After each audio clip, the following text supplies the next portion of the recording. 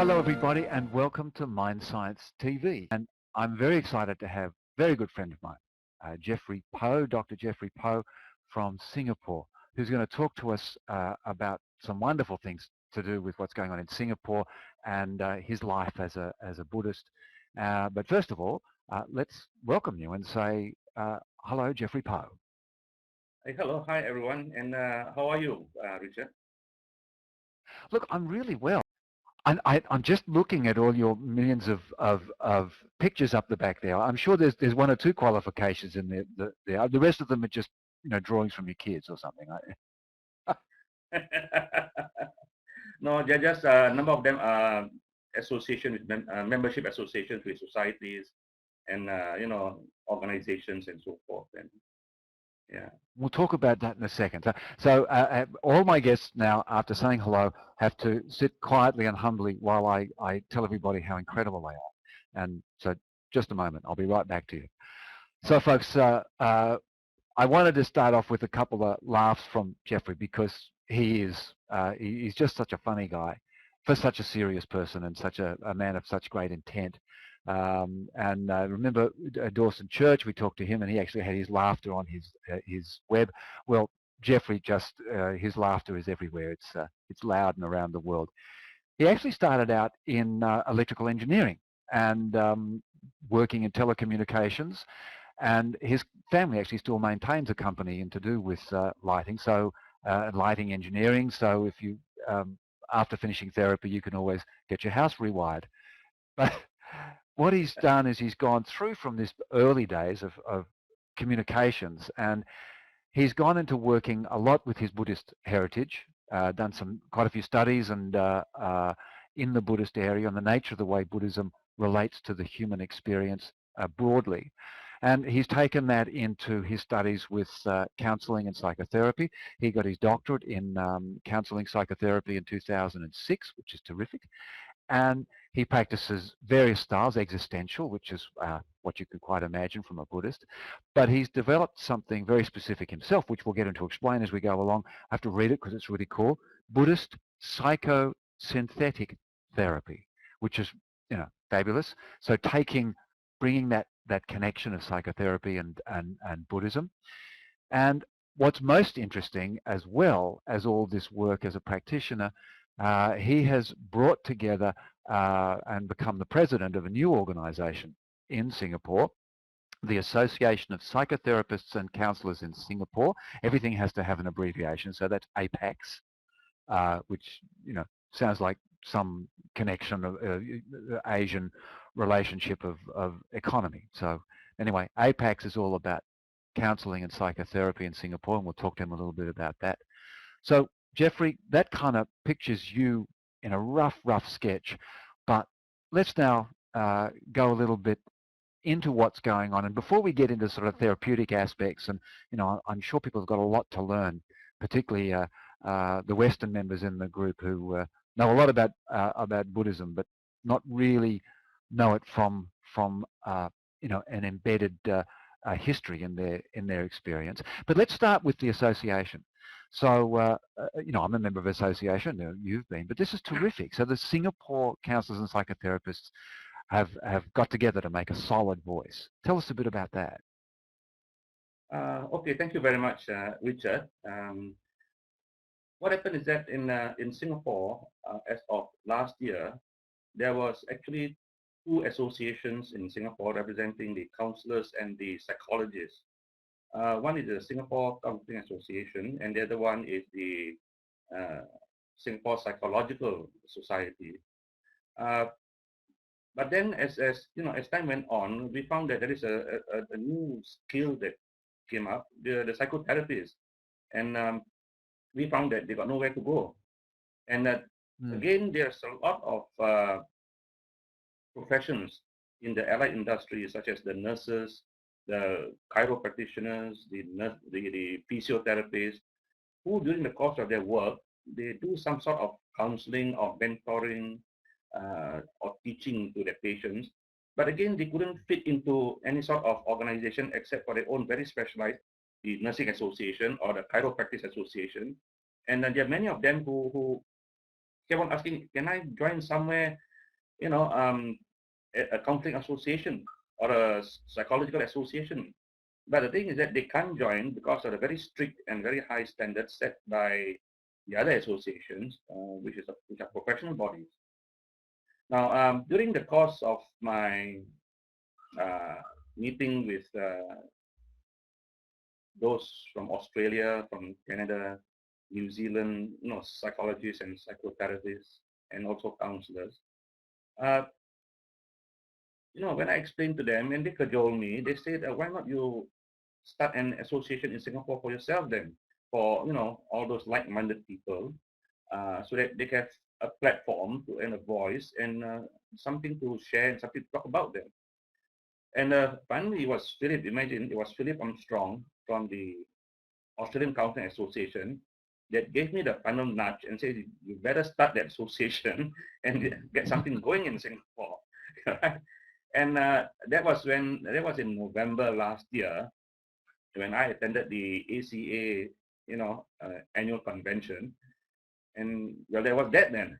And I came back to Singapore. I spoke to a couple of friends, and I found that they had similar thinking. They said, yes, I think we need to start something there, so that there's this huge mass of people in similar allied profession, but not especially counselors or psychologists that could fit in them. And and the thing is that they are providing services to the public, to those in need of to those experiencing mental distress. So why confine only to psychologists and counselors? And well, that's how we started. And we drew up this constitution. We registered ourselves with the Singapore Registrar of Societies, and by early March, we were approved as an organized body then. So from then onwards, from March to now, which is June, not bad. I mean, we've got about 40 or 50 members who join from varied professions, and we are hoping that by end of the year we should get about 100 members. So, and there's that then. I mean, we've burned our bridges and we're on the way now. Yeah, I think that's fantastic. I mean, it's really interesting, Jeffrey. I was just the other day, I was well, a couple of weeks ago actually, but I was speaking to massage therapists or massage therapists, the American pronunciation, about how to work with people having affective responses in therapy, and while they're doing their general body work. And because it's enormously important, because as you know, my wife Susie's a massage therapist, and we're always dealing with affective issues. So chiropractors, like you say, nurses, all these people, and particularly those people, like nurses in hospitals, and their work as counsellors needs to be something it needs to be engaged somewhere. And I actually think what you've done there is a brave step forward and is an innovation, because I don't think this broad recognition of those people that counsel others is as broad as you've been able to do. So I think this is the I don't know, I think it's a great guide, and I look forward to seeing how this progresses and how your thoughts spread out to some of the other associations. Thank you very much. So good on you. Now, that now being said, so that's terrific. So you're a doctor and you're a president. Excellent. This is good. I'm glad I'm talking to someone worthwhile. And yes, I'm avoiding all those sorts of things. I'm a board member of something, but please, God, don't make me president. So I'm very sympathetic, but you know how supportive I am. And Philip, we spoke to Philip a few weeks ago on the Mind Science TV. So he was telling me then how important this is. Not only your association, but that broader one, as you say, the Canadians and the English, and there's some European ones. So this is where the face of counselling is changing. But what I really want to talk to you today, I did want people to hear about that, particularly Australians and American friends, to hear what's going on in Singapore, and our good friends in Egypt. Hello, everybody there. Jeffrey, this idea of religion in practice. Now, it's difficult with Buddhism. What is it? Is it an idea? Is it a religion? Is it a faith? Is it not a faith? Uh, it's something that's really interested Westerners over the last 20, 30 years, and we've had a lot of progress in that. And I'll be talking to a really interesting American Buddhist later on, Bob Rosenberg. Uh, but I don't know. I just want to get your thoughts. What are your reflections as you've traveled around the world and experienced things of the nature and the way Buddhism is expressed in your where you live, as different from the way it is expressed in various places around the world? All right. Okay, historically, as you look at the Buddhism today, uh, Buddhism has gone through a great transformation for the last 2,550 years of its existence. So we can look at Buddhism from the point of view of historical Buddhism and also from the point of view of popular Buddhism. Now, historically, when Gautama the Buddha founded Buddhism, he never meant Buddhism to be made into a religion. To him, it's a very simple way of life, a sort of a philosophy. And in fact, if you look at Buddhism deep down, it's a very simple way, not uncomplicated way of life then. Now, during his time, he recognized that we're all afflicted by what is known as dukkha. Dukkha is a Pali word which has been wrongly translated as suffering. But today, people have translated the word to be things like anxiety, a state of anxiety, a state of tension. That means it is a state of what do you call that? A state of not suffering, but something that is not correct also. But we're in this state that it goes on and on and on because as if you look at life around us, there's a lot of tension, a lot of anxiety, a lot of problems, a lot of issues, and every day we go through this sort of thing. Then, and he says, and he noticed that things like old age, disease, death are big issues, and you're concerned with them. And because of these three, he calls it dukkha. He says that means we are suffering. Right? Now then he says that, but I have found a way to get out of this state of dukkha. And he just laid out the path, which is known as the Eightfold Noble Path. And he says that if you follow that path, you will get out of this state of tension, of anxiety, of problems, and daily living then. And that's that, you see. And it was meant to be that, but unfortunately, historical Buddhism, as time went on, grew into popular Buddhism, where Gautama the Buddha, as a man that sent a message out for men, was elevated to a sort of a metaphysical being. And thereafter, being a metaphysical being, and a lot of supernatural things were attributed to him then. And finally, as people being people, from a common man, he was transformed into a sort of some supernatural person, and it became a religion. And but in today's context, it all depends. If one is to define the word religion, I think in dictionary you will find that most definition will say that a religion is a belief that there is a God creator, a God concept or creator concept. Now that concept is not in Buddhism. So in other words, strictly speaking, Buddhism is not a religion. It is a way of life. But then of course, Richard, if people want to make something a religion, he always would make it a religion. If I'm a soccer maniac, I think about soccer, I live within soccer, I eat on a soccer plate, and I bathe with soccer, so I can make soccer into a religion. There's nothing that people can do. And that's what happens today then. So whether it is a religion or not a religion, I think it depends on the person himself as to how much involvement and connection he wants to get into with the organization with the toxic man. Right. So I think See, that's that it probably really explains a little good. bit Yeah. about yeah.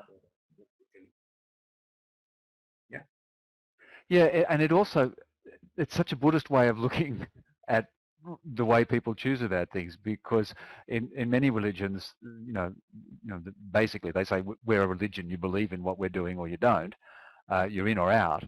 And maybe only Buddhism would say, well, you can make us a religion if you want, or not if you don't want.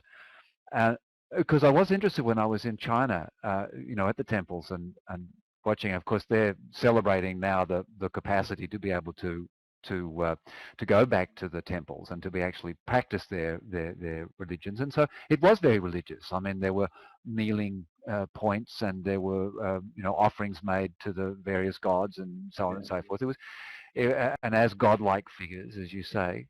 But for others, Buddhism is not that, and perhaps it wasn't its first intention, but it's not up to us to tell people what Right. to do with their ideas. Yeah, that's lovely. Yeah, that's lovely. Now, I just want to quickly hold this up so I can do it without. There's The Buddhist Companion by Jeffrey Po. This is a fabulous book. I'm not quite sure.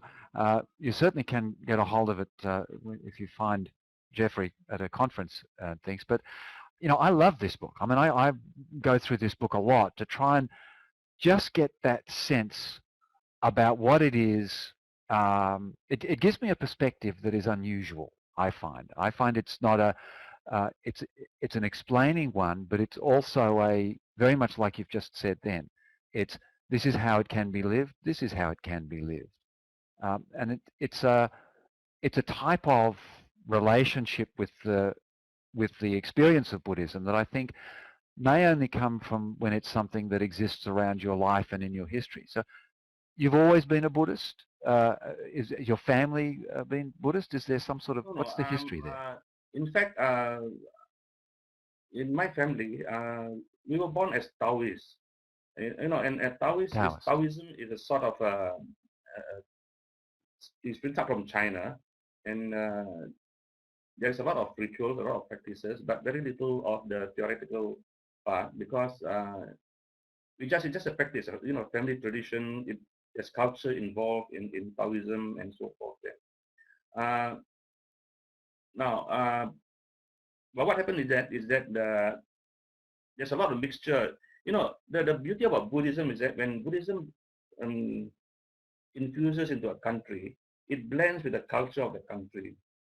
So, and that Hmm. is why today you can find that there is the Indian Buddhism, there is Chinese Buddhism, there is Tibetan Buddhism, there is Japanese Buddhism, Korean Buddhism, and it fits in nicely because there is no actual compulsion in or a lot of Buddhist practices to easily get himself engaged into the social and cultural environment of the country itself. And when he went to China, he got infused with Confucianism, he got himself infused with Taoism, and he was re-exported back to Singapore. And today we got what is known as a mixture of a concoction of everything, which is supposed to be Buddhism. But but fortunately, um, traditional Buddhism is still around, and slowly people are sorting out what is Buddhism and what is Taoism, what is Confucianism, and they are slowly being they're getting themselves disengaged and to see that to recognize that things are a little bit different. You see, now the problem with Singapore when everybody was labeled as a Buddhist is because of the traditional British administrative system, where all citizens of Singapore has got to have a religion, and they were classified to have a religion. So either you're a Christian, you're a Muslim, uh, you are a Buddhist, or you are a Hindu, and that's that. So in our identity card before, we're all Buddhists then, you see. But in my practice, in our family practice, it was Taoism. It was only probably about 15 years ago that when I learned more about Buddhism, that I self-declared as myself as a Buddhist. Right. Right. Now, one of the things that I find when I look at Buddhism just, in my interest, because I love the gentleness of it, and I guess I like the capacity to be able to, that I'm actually allowed to make up my own mind, which I found in some of my earlier experiences with other religions. That there was, I remember once I was in one of the early Anglican faiths. They encouraged us to ask questions, so I started asking questions, and then they said to me, "Yes, but not those questions," which, you know, was a bit tricky. But one of the things I find in Buddhism, and tell me what you think about this, and maybe I'm idealizing things a bit, but there doesn't seem to be an inbuilt capacity to feel guilty, or to feel in great error. How is that a reasonable sort of sense from that? Am I idealizing a bit, or am I just a difference No, between I think, Catholicism and? yeah, no. I think in a sense, Buddhists do feel guilty of something uh, which they know and they do, which is morally wrong then, or Right. morally incorrect.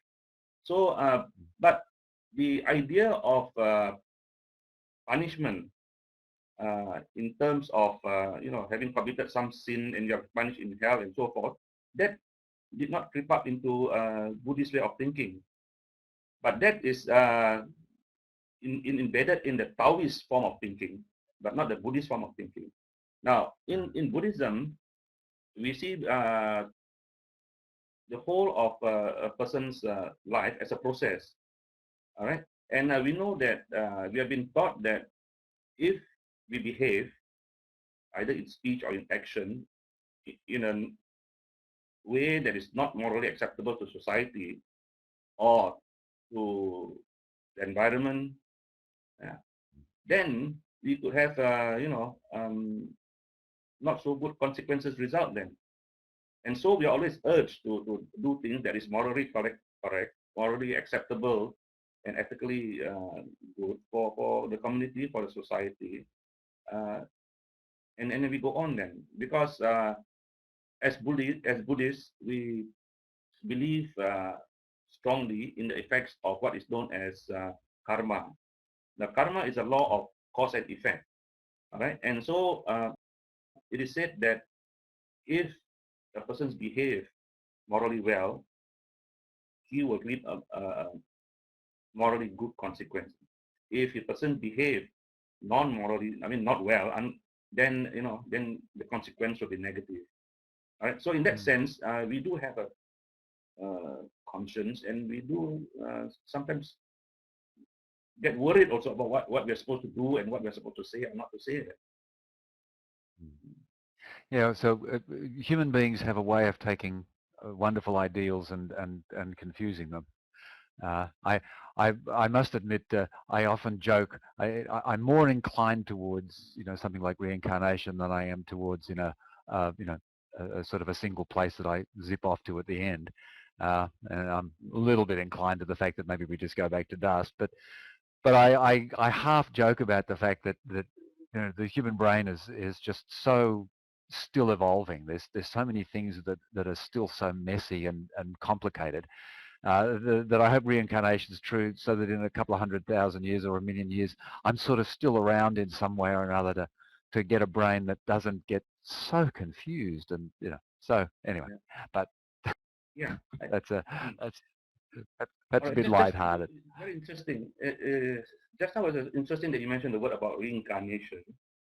Uh, Mm. Perhaps we may have to clarify. During the time of the Buddha, the Gautama the Buddha, the word reincarnation was not used at all. In fact, there's no actual Pali word for the word reincarnation. And the word rebirth was also even not used because there was no such word. During his time with the Pali language, the actual word that he used was re-becoming. So we become something else.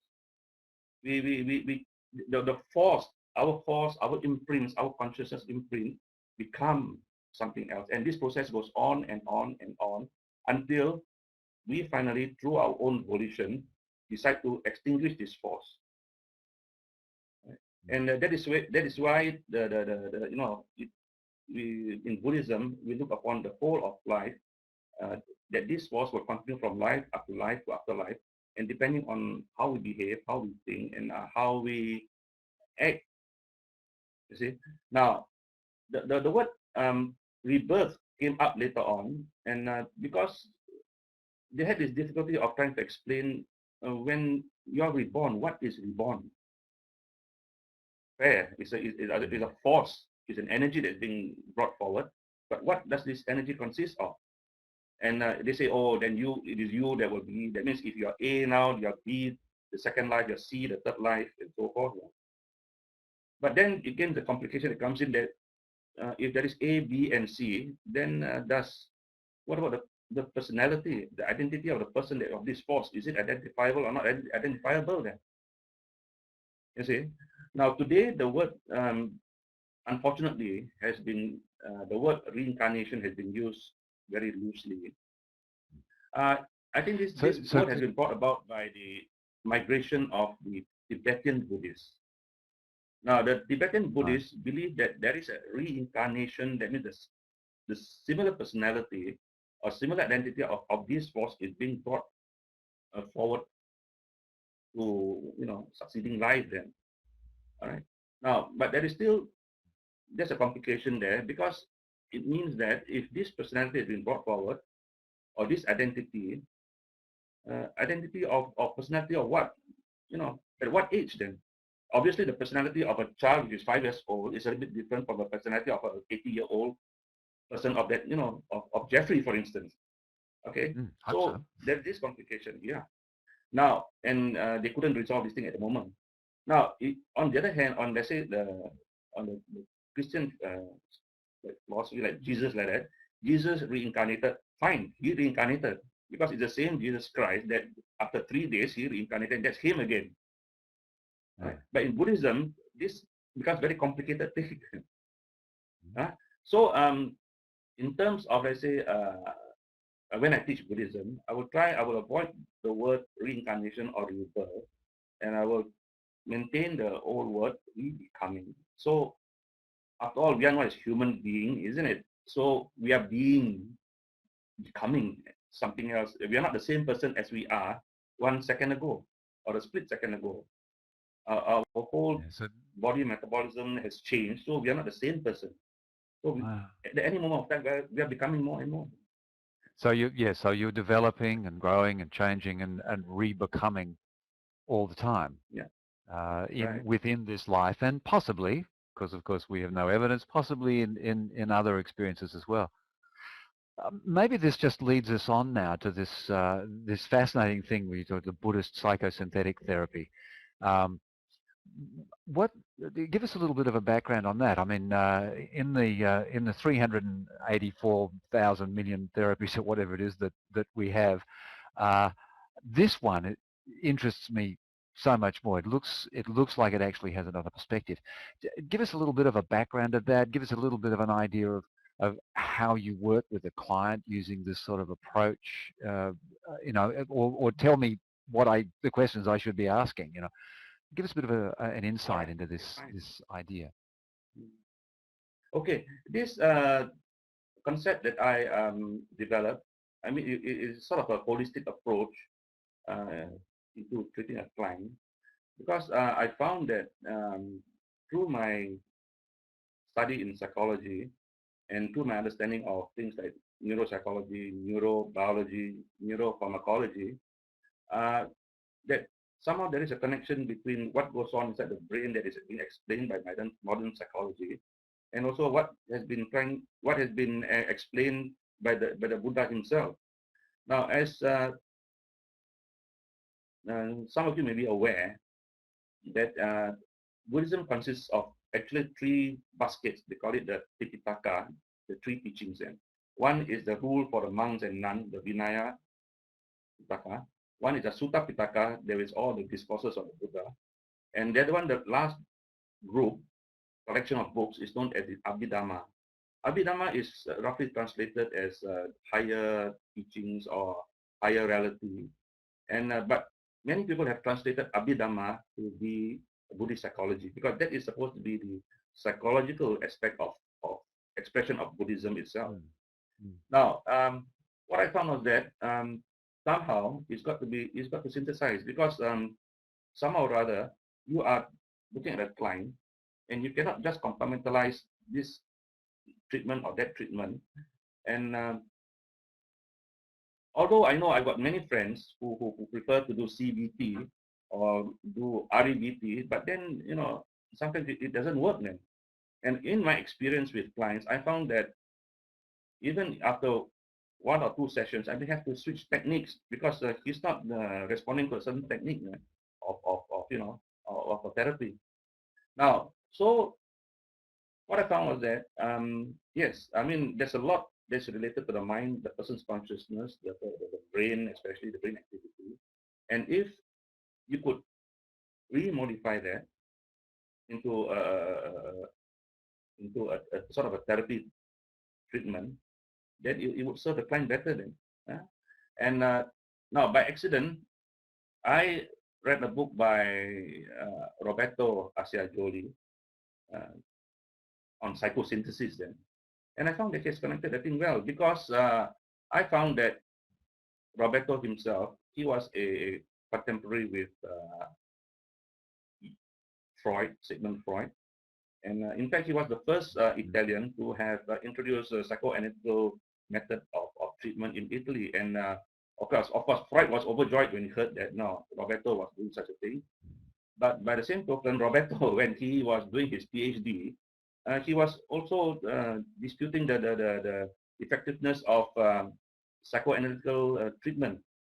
And now, but Asciagioli also, I think he knew Carl Jung, and Carl Jung together with Asciagioli, they have somehow got in touch with the Eastern, way of therapy then.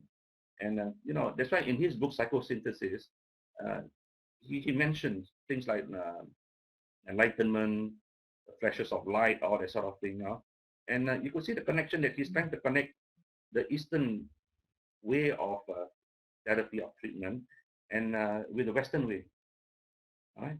Now, from the Buddhistic point of view, yes, there is this therapy, but it was not used so much as a therapy. Rather, it was used more as a spiritual path. And in fact, there are two discourses of the Buddha.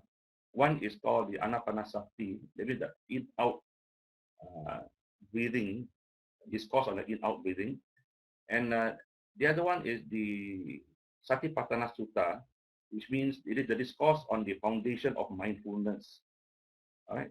Now, in that, I could see the similarity between these two suttas against modern psychological system, where psychoanalytical system, whereby you relax the patient, the client, got the client to look inwards, to explore inwards, and to go to a form of catharsis and mental transformation. Right? Now, as I already explained a little bit better, when he put up the egg theory to say that we, in a human, we have got such a things as our lower unconscious, middle unconscious, and the higher unconscious. Then there is a collective unconscious, which he links to Jung. Right? Now, in Buddhism, there is such a thing also, where in the Satipatthana Sutta, there is this, first of all, the body awareness meditation, the Kayanupassana. There is the contemplation or the mindfulness of your feeling, whether you explore whether it is a good feeling or a bad feeling or a neutral feeling, and that sort of thing then. And it goes on further and further. It goes to explore into yourself, your action, your behaviors, and so forth then. So I've tried that out a couple of times with some clients, and I found that, yeah, not bad then, because I could use Buddhism and also at the same time psychological terms to explain to client. I think, as you know, during a therapy session, it's not just the client talking. Sometimes there is this part of psychoeducation where you have to, educate the client on certain issues also. And I found that it was quite useful to have both a mixture of this sort of thing coming in and to explain to the client. And I tried this also in prison, where I conduct prison counseling in group form, and they told me that it was useful because they said at least there is somebody now who could explain to us why do we need to behave well, why do we need to be good? Because nobody could explain to us why we need to be good. Everybody says, even the Buddhist says, okay, you must be good, you must be good, do things that society wants you to do, otherwise you go to jail, and so, but nobody could explain. And here with the two combination, I could explain things like the law of cause and effect, the karmic effect, using modern psychological terms. You know, then they were happy. They now they realized that, okay, at least you asked me to be good, where at least you have explained to me, then you know that I have to be good because of these reasons. Okay, not to be threatened that if I don't be good, I will be punished, I will be burned or whatever it is. Right. So yes, that was a useful sort of a gel when it comes to the therapy. I mean, I'm just thinking as I'm listening to you, I'm thinking really we're sort of not so much changing it, but expanding it and developing our understanding of that in things like interpersonal neurobiology, where there's not only is it good to be good because of various philosophical or ethical grounds, but of course we're now realizing that when you are in these moods and when you are integrating and considering others, that you actually improve your gene expression and you create anti-inflammatory gene expression, and you create brain plasticity, and we're now seeing that there are very direct and describable benefits and values that come from this teaching that has been around in Buddhism, who obviously have sensed it intuitively, for a long time, many years. Right, that's right. And what I would like to add is that is but unfortunately, uh, Buddhism has got itself stuck somewhere that is not expanding as it should. Mm. And what I found was that it is the Western medical science, the psychologists, neuroscience, and all that, has picked up Buddhism and they put that into their own concept, and I think they are expanding further than traditional Buddhism at the moment. Okay, you spoke about genes and you talked about brain plasticity and so forth. And, I think there is the other thing that you would have to consider is the epigenesis, so epigenetics, Yeah. how and external environment could affect the brain, the DNA, the structure of the person, and of his future behavior, his future action, and all that. Because I think I think you're an expert on it. You're aware that within our genes there is all these small markers there that tells the genes when to start and when to stop, and so forth. Yeah, and these markers are they could be acquired environmentally, and as we go along with our dieting, our lifestyle, and so forth. Yeah. And this is something that Buddhism has not picked up. The traditional Buddhism has not picked up then, but this is something which the West has picked up. And very interesting that if one could blend the two together or gel the two together, then there is a lot of other avenues where we can explore the humanity itself can explore for our own betterment. Mm. Well, certainly the Dalai Lama is very keen on that from the Tibetan Buddhist point of view. Sort of just saying it's possible to incorporate the science and spirituality, which actually I'm just looking down on my notes, because just a few years ago you actually were the organizing chairman of a conference that did just that, talking about the title Bridging Science and Spirituality. That's right. That's right. Yeah. And you had a number of Buddhist speakers. And how was that? Where was that? Was that in Singapore, or where was that? Yes, that was in Singapore, and I was the initiator. That was the first attempt to bridge science and spirituality together. But unfortunately, it was not that well received at that time because the among the Buddhist what do you call it, the monks and all that, they were still very traditional, and they says no, science is something that we don't touch them, you know. But today, surprisingly, is different because there is one more conference that's coming. It is called Buddhism and Science, and I think that Buddhism is beginning to see that somehow rather science must come in to explain, Buddhist philosophy, uh, the psychological aspect of Buddhism. Because the psychological aspect of Buddhism is, in fact, very deep and very, there's strong values that's been embedded in there, which has not been properly designated in the world yet. All right. For instance, when we speak of consciousness, right? Now, in the traditional Buddhism, consciousness is consciousness, awareness, vijnana. All right. But in the later Buddhism, when the Abhidhammic philosophers came up, they looked at consciousness as causation, impulsions. You see, so what we are thinking about stream of consciousness that flows into our mind, the neural activities and so forth, and the electrical discharges, they were all spoken of during that time 2,550 years ago. It was there. Yeah. But nobody picked that up yet. You see? And well, I noticed that, and that is why I tried to gel all these two, get all this together, and to just present it to those who are interested, or at least keen to listen to me. Then, now again, for instance, in the Buddha's the actual teaching, the Four Noble Truths, all right,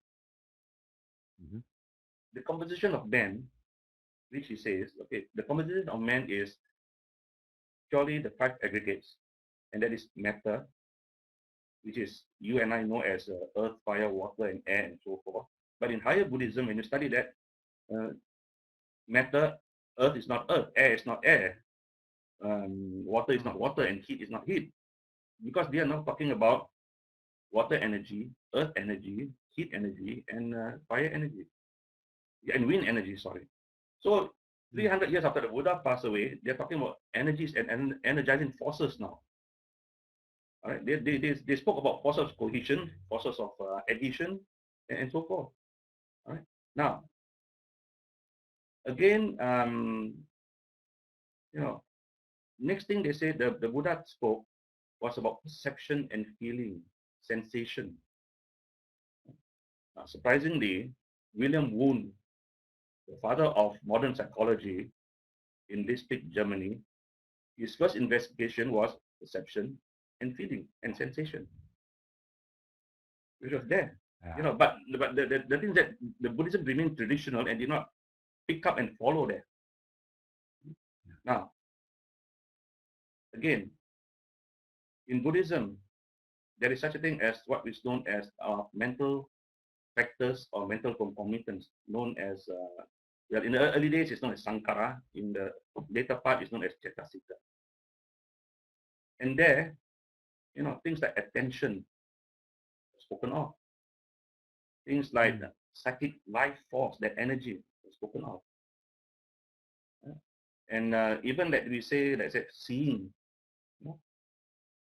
We see, but Buddha says, actually, we don't see.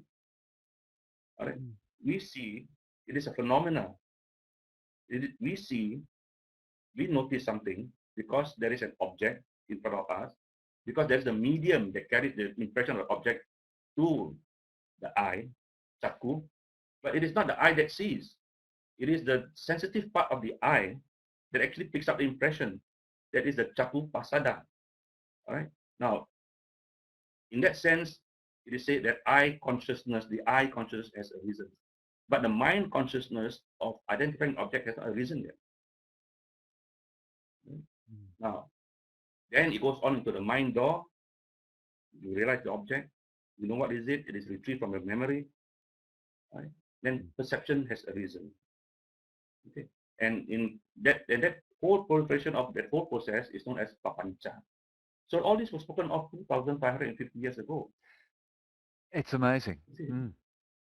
So there was the understanding of neuroscience by this relationship with the world. I mean, and I think this is what's such a wonderful thing that I do like with Buddhism. It's such a much more about a relationship with the world, a relationship with your experience, which of course sort of satisfies my interpersonal neurobiology type of tendencies. And I'm writing more and more now about the the ways in which we are constructed to engage, and we are constructed to be a part of more than just ourselves, to be a part of something greater. Just simply what we're doing now, looking at each other, as you say, the eye takes in these perceptions, but it's all the head. We can explain this in neurons and things, but there was the Buddhism doing that all those years ago. We're sort of, our time is tickling along, so I'm just mindful, and there was a really important question I want to repeat to you. I kind of forewarned you, which is helpful.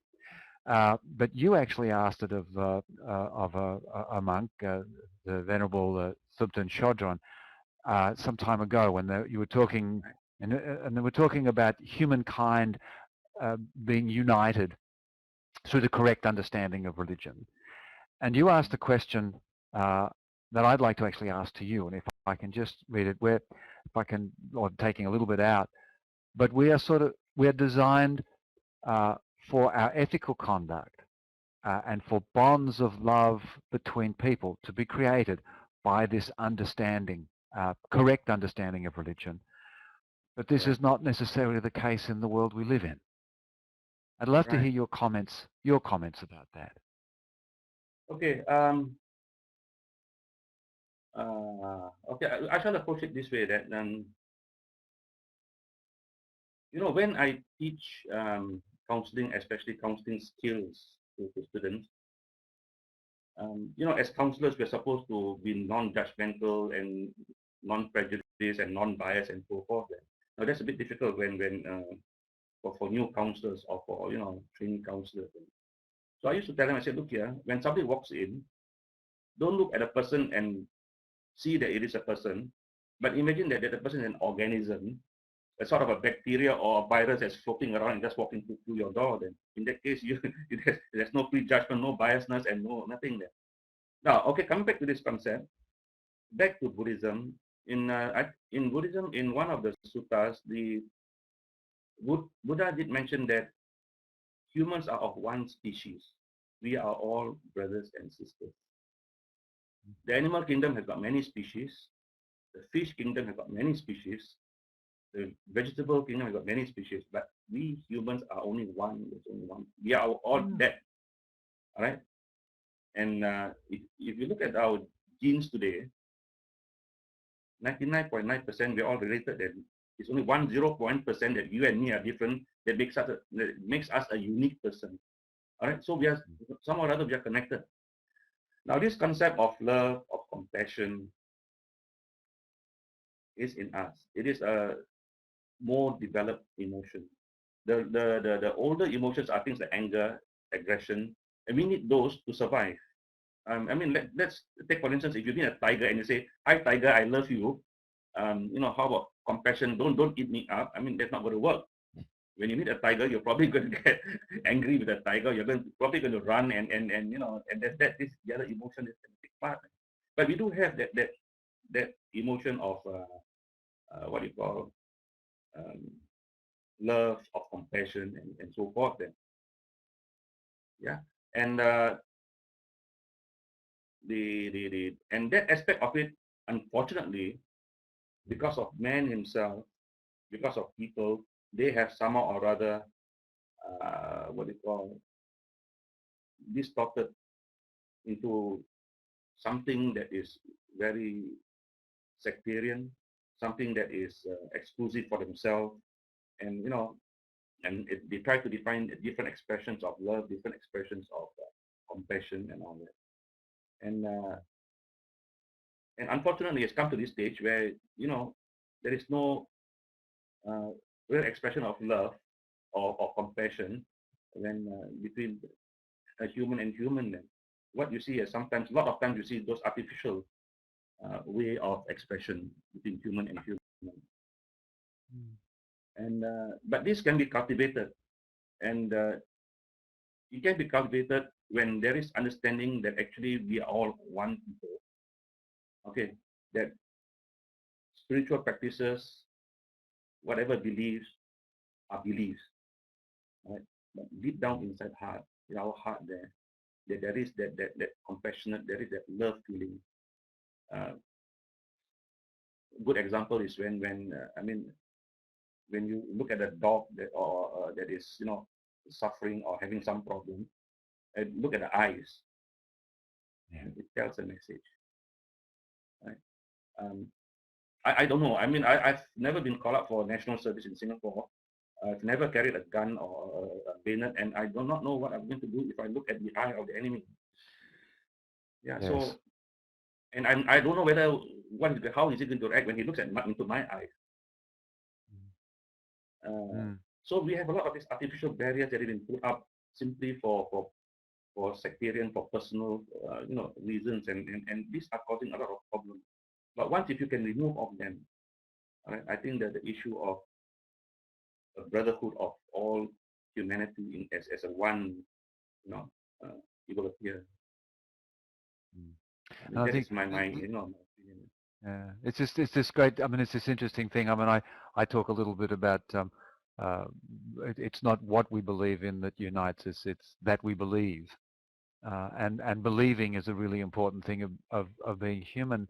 And I wonder if we're actually, even losing that a bit in life. That people don't really have a sense of this spiritual or this just belief, just that I am that it is possible. We're losing this sense of possibility um, Mm, as a connected species. It's as you say, it's become very individualized. I have possibilities, but not if you have them. And if you do something, you're taking my possibilities away from me. It's pretty hard to look into their eyes when you're afraid that they're taking away something from yeah. you just by being there. Mm, Tricky. right. And So I think what are your? Oh yes, please. um, yes, I think in Buddhism, you would say that because the ego, the person is very strong, and it's because of the ego that all these problems arises. We tend to say that this is mine, this belongs to me, uh, very, very individualistic concept then. So once, this concept comes in with the individual, then it's very hard for him to get into the collective concept. But if the person could reduce this ego concept and say that, okay, let's share. Okay, uh, what is mine is yours, and what is yours is mine. Fine. But today we say what is mine, and what is yours is mine also. Yes, it's a great idea. It's very good amongst brothers and sisters. So, just as we close up now, really, Jeffrey, I mean, time just flies. It's so interesting. Um, do you have some visions or some hopes and dreams that you might leave us with? Whether it be through the associations or whether it be through your practice, or what are some of your what my wife calls the arm waving thoughts that you can leave us with? That's tough. That's tough. Now, Yeah. I don't know, because the, the the the world has got into a position of great complexity, and it's so complicated today. And I would believe that no, that if things could be made simple, and there is honesty, sincerity, discipline, a sense of commitment, I think that the world could be in a better place then. And Yeah. this is something which I'm Well, trying to reach out to people. Yeah, I'm trying to reach out to people, but it's a difficult process because of the strong ego personality of the person that they do not want to share. I mean, of course, I Yes, mean, and if it's money, man, I won't share my money with you then. Right? Then if it's now, but then there is no. such a thing also that we could know. I don't know. It's very complex and very difficult to say. Yeah, But and I guess that if that money thing complicates it because I mean, maybe it was sort of a joke, but look at what you're sharing with us now. And for someone who says I don't really know, that what you just said then was absolutely terrific. You know, I'm just fabulous. Just this a more simple, and this doesn't actually mean dreary or simplistic. And I read something about this a little while ago. Simplistic doesn't mean you take all the or simplistic actually does kind of mean you take all the meaning out of it and you just make it really. But simple just means I think I wonder if I could contribute that simple actually kind of also has a relationship and a resonance with just true. yeah, We seem to do so many things that just we know aren't true, but we do them anyway. correct. So We I we, think we I sometimes just many times we get into the flow of doing um, you know what we want. We get to the flow of doing what the politician wants, what society wants, what the community wants, and and no, let's go back. Let's say to somewhere in Indonesia, in a small village. You see the collective living of in that village where they all cooperate for the basic concept of survival, which today, unfortunately, in a affluent, in a secular society, is difficult to find. these are some serious questions for us to contemplate. And so for now, everybody, we're going to have to leave Jeffrey. Um, uh, and I think this is a wonderful spot, rather than leaving it with a definite statement of conclusion, to leave it with a statement of question.